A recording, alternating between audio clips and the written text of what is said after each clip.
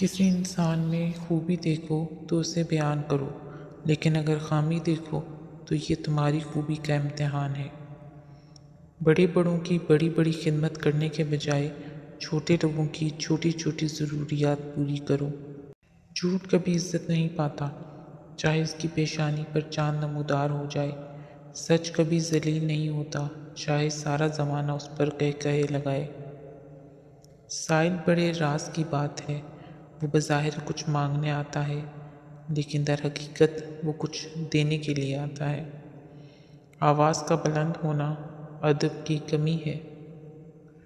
برائی دعا پر سے اعتماد اٹھا دیتی ہے، اور جو دعا کے قریب نہیں جا سکتا وہ خدا کے قریب نہیں جا سکتا۔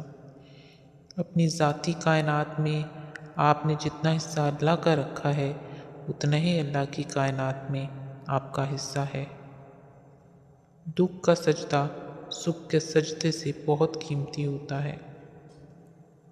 غم کو بھی اسی طرح قبول کرو جس طرح خوشی کو کرتے ہو، دونوں ایک ہی منصف کی لکھی ہوئی ہیں۔ پسندیدہ چیز سے جدائی موت ہے۔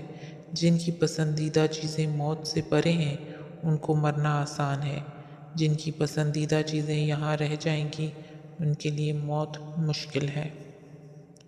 اگر تمہیں پتہ چل جائے کہ تمہارا رزق اللہ کے پاس ہے تو تم رزق کی تلاش نہ کرو، بلکہ اللہ کو تلاش کرو جس کے پاس تمہارا رزق ہے۔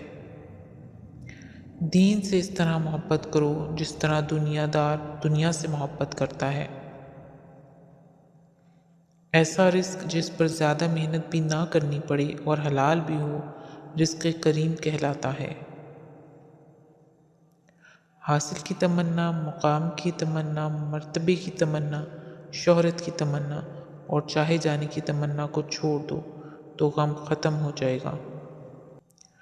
انسان دولت اکٹھی کرتا ہے تاکہ غریبی سے بچ سکے، اور پھر اس دولت کو خرچ نہیں کرتا تاکہ غریب نہ ہو جائے، اور اس طرح دولت کی موجودگی میں غریبانہ زندگی بسر کرتا ہوا آخر کار ہلاک ہو جاتا ہے۔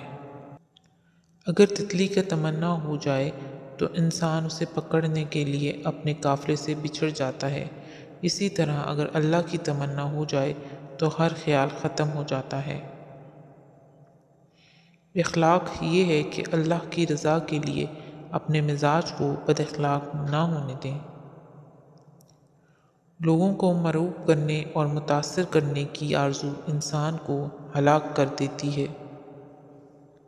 مفید چیز مقدار میں بڑھ جائے تو غیر مفید ہو جاتی ہے۔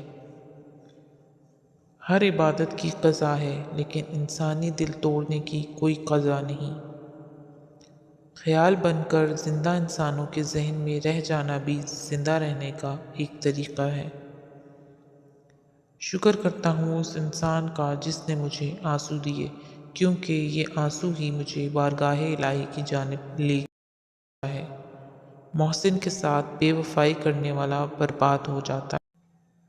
دوست وہ ہے جو غم کو کم کر دے اور خوشی کو بڑھا دے۔ کسی شخص میں ذاتی صفات نہ ہوں تو وہ اپنے لباس سے لے کر مکان تک ہر شے کی تعریف چاہتا ہے۔ ہم نے جن لوگوں کو اپنی موت کا غم دے کر جانا ہے، کیوں نہ زندگی ہی میں انہیں کوئی خوشی دے دی جائے۔ دل کسی سے کتنا بھی خفا ہو جائے تم خاموش ہو جانا، لیکن بے ادبی نہ کرنا۔ انسان لوگوں میں اپنی تعریف اپنی زبان سے کرنا چاہتا ہے، یہی اس کی بد تعریفی ہے۔ اگر آج کے انسان کو خدا اور دولت میں سے ایک کو چننا پڑے تو وہ دولت کو قبول کرے گا۔ اپنے استعمال میں آنے والے رزق کو مناسب استعمال کرنا بھی عبادت ہے۔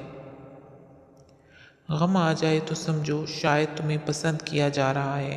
ایسا بھی ہو سکتا ہے کہ جن کو گمراہ کرنا ہو ان کو وافر خوشیاں دے دی جائیں۔ موت جدائی بھی ہے، موت وصال بھی ہے۔ تم نے یہ دیکھنا ہے کہ محبوب کس طرف ہے۔ اگر محبوب دنیا میں رہ گیا ہے تو پھر موت بہت افسوس کی بات ہے، اور اگر محبوب آگے ہے تو موت وصال ہے۔ خوف خون کی رنگت اور ہڈیوں کا گودا ختم کر دیتا ہے۔ ہر قسم کے خوف سے بچنے کا واحد مناسب اور سہل طریقہ یہی ہے کہ انسان میں خدا کا خوف پیدا ہو جائے۔ یہ دعا ضرور کیا کرو کہ یا اللہ ہمیں ایسی زندگی دے جس پر ہم بھی راضی رہیں اور تو بھی راضی رہے۔